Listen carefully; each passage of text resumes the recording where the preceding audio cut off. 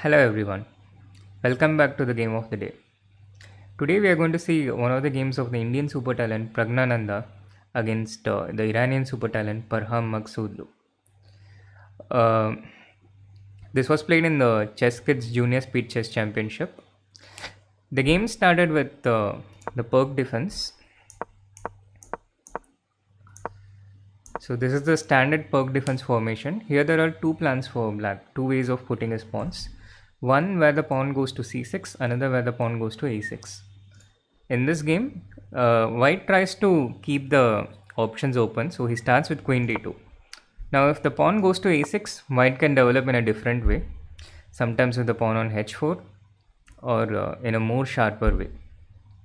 With the pawn on c6, this sharper ideas are a little less effective because black gets counterplay pretty fast. Therefore, Prag goes for a more positional setup. He started with knight f3, although he could have started with h3, which would have led to the same thing. So he starts with knight f3, and after bishop g4 he goes back. This doesn't result in a loss of tempo because black's bishop also has no option but to go back to c8.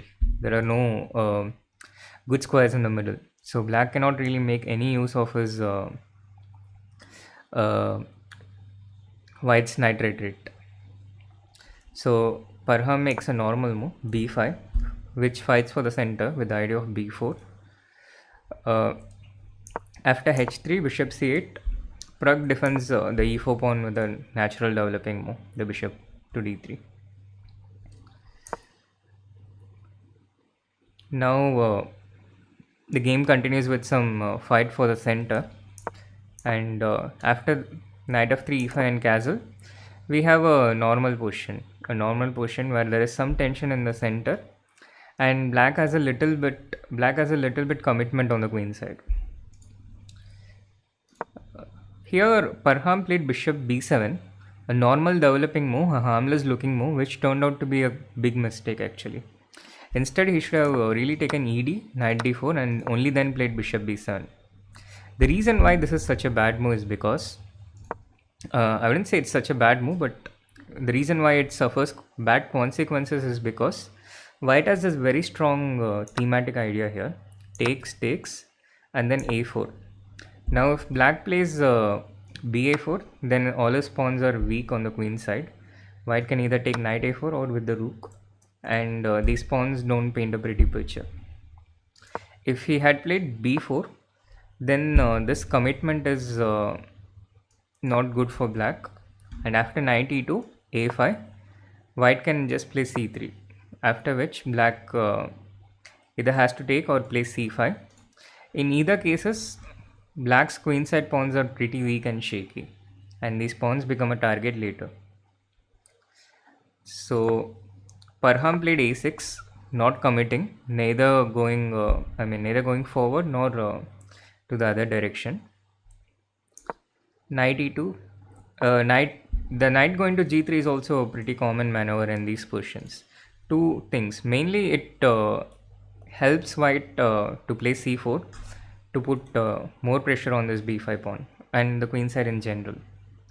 Aside from this, in very rare cases, this knight can also be used to come to f5, especially after white plays bishop h6 and exchanges this bishop.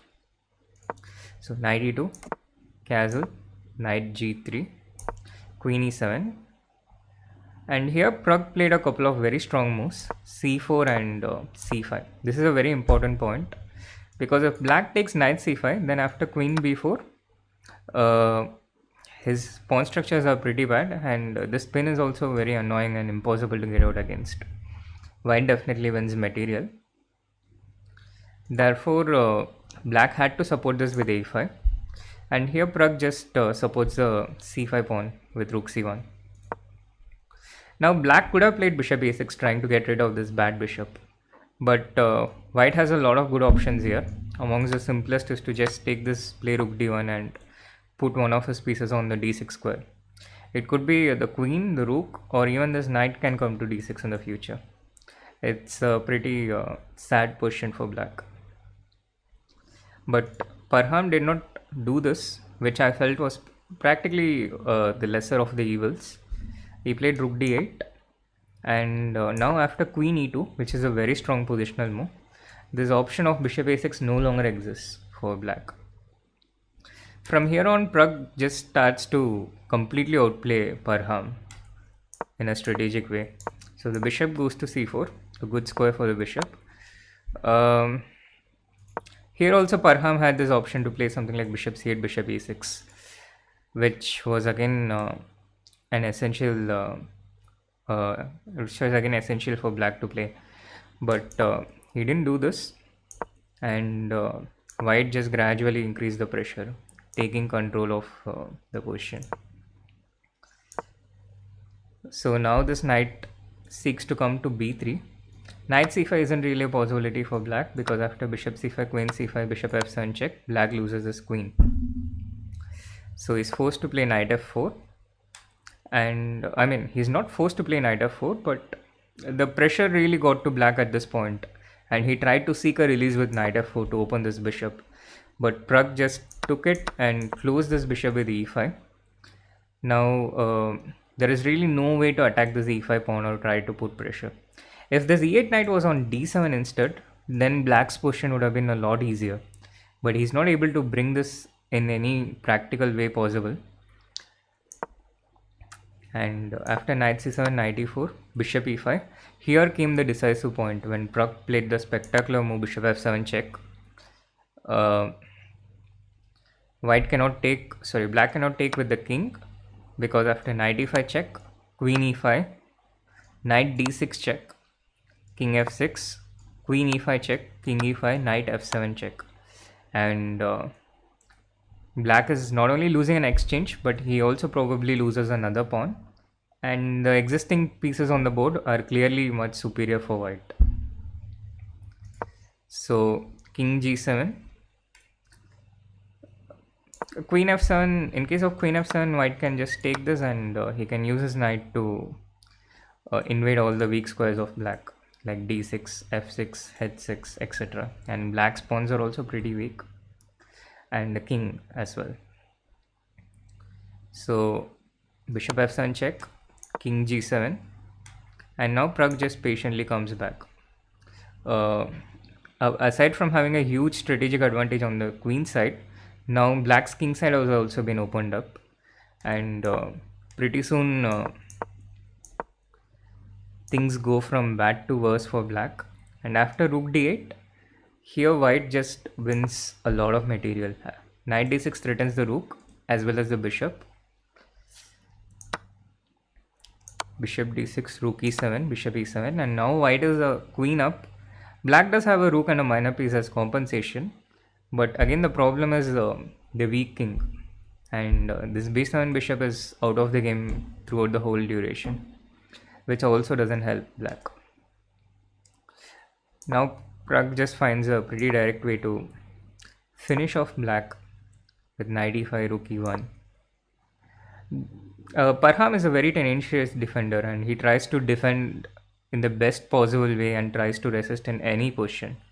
And he does the same here, although this position is probably too difficult to save in any circumstance. The finish for Pragg was pretty straightforward. Check, fa3. And now it's a mate in 4, which Pragg finds comfortably. Queen e6 check, king d4, queen e3 check, king c4, b3 check, king d5, and rook d1 as a mate.